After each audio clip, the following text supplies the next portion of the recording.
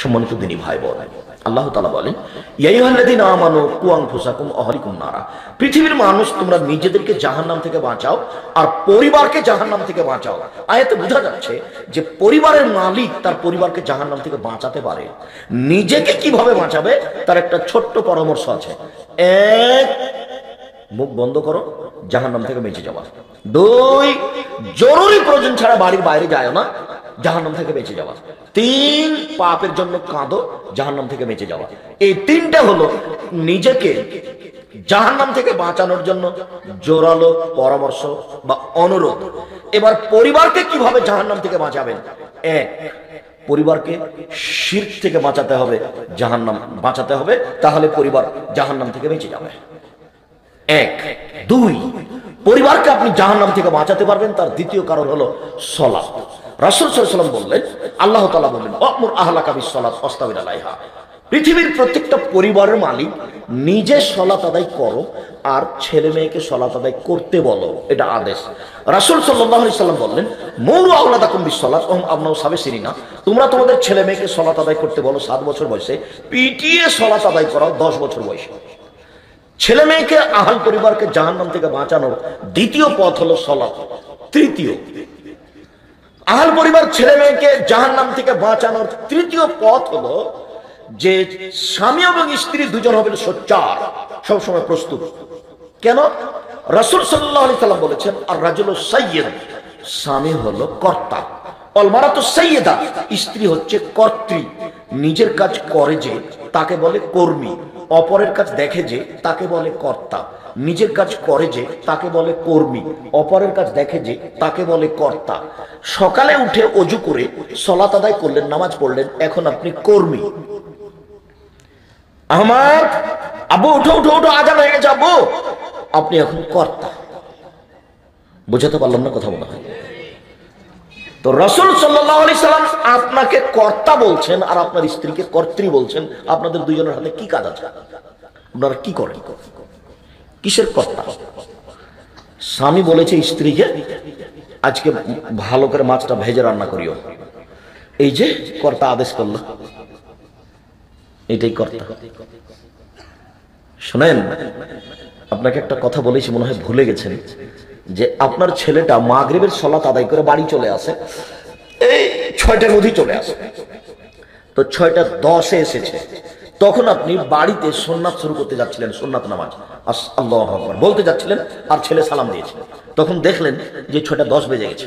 এখন আপনি আর সুন্নাত পড়িয়েন না, 10 মিনিট কোথায় দেরি হয়েছে এটা খোঁজ নিতে হবে। এই জন্য আপনি কর্তা। আপনাকে আমি বুঝাতে পারিনি কথা মনে হয়।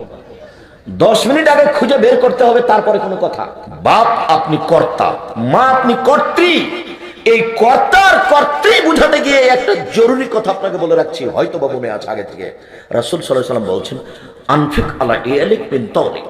তুমি তোমার উপার্জন থেকে তোমার ছেলে মেয়েকে খাওয়াও, পড়াও, শিক্ষা দীক্ষা দাও, খাওয়াও, তো তোমার বাপের জমিদারি দিয়ে খাওয়াও, নইলে তুমি ব্যবসা করে খাওয়াও, নইলে তুমি চাকরি করে খাওয়াও। এই নিচে নামতে নামতে গিয়ে বলেছে ভিক্ষা করে খাওয়াও। তোমার মেয়ে গার্মেন্টসে কেন? বুঝাতে পারিনি। বাপ যতদিন বেঁচে আছে শেষ পর্যন্ত মেয়েকে কি করে খাওয়াবে? ভিক্ষা করে। তবু মেয়ে গার্মেন্টসে যেতে পারে না। আমার ছেলের টোকাই হতে পারে না ওই দিন পর্যন্ত যেদিন পর্যন্ত আমি ভিক্ষা করতে পারবো। আপনাকে আমি কি বুঝাতে চেয়েছি সেটা বুঝাতে পারিনি। মানে আপনি কর্তা, মানে কত দূর কর্তা।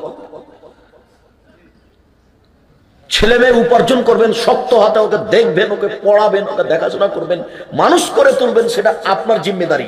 খালি হুমসিখালি বললে হলো একটা। 6টা শিক্ষক দিয়ে রেখেছে সমাপনীর জন্য, 4টে, আর মেয়েটি যখন পরীক্ষা তখন 6টা শিক্ষক দিয়ে রেখেছে, বাকিটা টিভি দেখে, বাকি টাইম আবার ফের 2 কানে ইয়ারফোন লাগিয়ে থাকে, তার জন্য 4টে মাস্টার, প্রাইভেট মাস্টার। তাহলে এটা বাপের জিম্মেদারি হলো? সম্মানিত দিনী ভাই বোন, নিজের কাজটা অন্যের হাতে যদি তুলে দেন তাহলে পরিবার আপনি কন্ট্রোল করতে পারবেন না।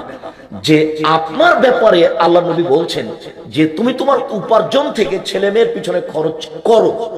পরের বাক্যটা বললেন যে পরিবার থেকে লাঠি উঠিয়ে নিও না।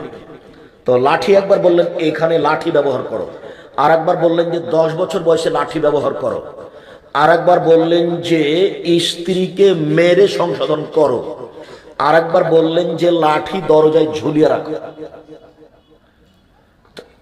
এই কথাগুলিতে আপনি কি বুঝলেন? আপনি বাপ মানে কি? বাপে বিবাহ দিয়েছে, বউয়ের কাছে গেছি তাই ছেলে হয়ে গেছে, তাই আমি বাপ। বাপে আমার বাপে বিবাহ দিয়েছে, বউ নিয়ে এসেছি, বউয়ের কাছে গেছি, সন্তান হয়ে গেছে, তাই আমি বাপ। বাপ হিসাবে আরো কিছু করা লাগে এটা তো আমার জানা নাই, আমি কোনোদিন ভাবিও নি, আমি প্রয়োজনও মনে করি না। কেননা আমিও খাই, আমার বউ খাই, আমার বাপের খাই। আমার বাপ একটা দামি টিভি কিনে দিয়েছে, বউকে নিয়ে টিভি দেখি, ভালোই তো আছে। ওই হাফেজ সাহেবের মতোই হলো। কোন হাফেজ সাহেব? ওই যে নওগাঁ থেকে সলাত আদায় করে, নওগাঁ থেকে যাচ্ছিলাম, ফজরের সলাত আদায় করলাম, তো মেহরাবের দুই দিকে লেখা আছে, একদিকে আল্লাহর একদিকে মোহাম্মদ। তো আমি হাফেজ সাহেবকে বলছি, হাফেজ সাহেব এটা কেমন হয়েছে? ভালোই হয়েছে। তা বললাম যে ডান দিক থেকে অনুবাদ করেন তো, আল্লাহ হলেন মোহাম্মদ। বাম দিক থেকে অনুবাদ করেন তো, মোহাম্মদ হলেন আল্লাহ। নাউজুবিল্লাহ। কেমন হয়েছে? ভালোই হয়েছে। তো আমি বললাম যে এবার মোহাম্মদটাকে উঠিয়ে দেন, দিয়ে ওখানে লিখেন আকবার, আল্লাহু আকবার। এবার ডান দিক থেকে অনুবাদ করেন, আল্লাহ হলেন সবচেয়ে বড়। বাম দিক থেকে অনুবাদ করেন, সবচেয়ে বড় হলেন আল্লাহ। ডান দিক থেকে অনুবাদ করেন, আল্লাহ হলেন সবচেয়ে বড়। বাম দিক থেকে অনুবাদ করেন, সবচেয়ে বড় হলেন আল্লাহ। সুবহানাল্লাহ। কেমন হয়েছে? তাহলে ভালোই তো। মানে শুধু হিফজখানা খুলবেন না কখনো। শুধু হিফজখানা মানে হাফেজ ওর হাঁটুর উপরে মেরে ওর হাঁটুকে ফাটিয়ে দেওয়া হয়েছে, ওই জন্য মরা পর্যন্ত হাঁটতে না পারে। তো হিফজ করেও কি করবে? বড় একটা মাথায় টুপি দিবে, তার উপর একটা রুমাল দিবে, মানুষের বাড়িতে দাওয়াত খেয়ে বেড়াবে, মানুষের কবরে কোরআন বক্সাবে। আমি হিফজের না করিনি, তবে বলছি যেখানে হিফজ খুলেছেন সেখানে কোরআন হাদিস শিক্ষার ব্যবস্থা করেন। কোরআন মুখস্থ করার পরে ওকে আরো 16 বছর পড়তে হবে। ওই লোকটার অবস্থা হচ্ছে এই বাপের। এই বাপ ছেলের বিবাহ দিয়েছে, বউ নিয়ে এসেছে, আর একটা দামি টিভি দিয়ে দিয়েছে ছেলের ঘরে।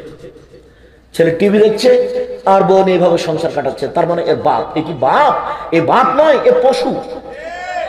বুঝেও বুঝে না ওরা, অন্তর আছে বুঝে না, দেখেও দেখে না ওরা, চক্ষু আছে দেখে না, শুনেও শুনে না ওরা, কান আছে শুনে না। উলায়েকা কালানাম, তারা পশু প্রাণীর মতো, তারা গরু ছাগলের মতো, তারা কুকুর শিলিগের মতো, বাল হওয়া যাল বরং তার চেয়ে খারাপ।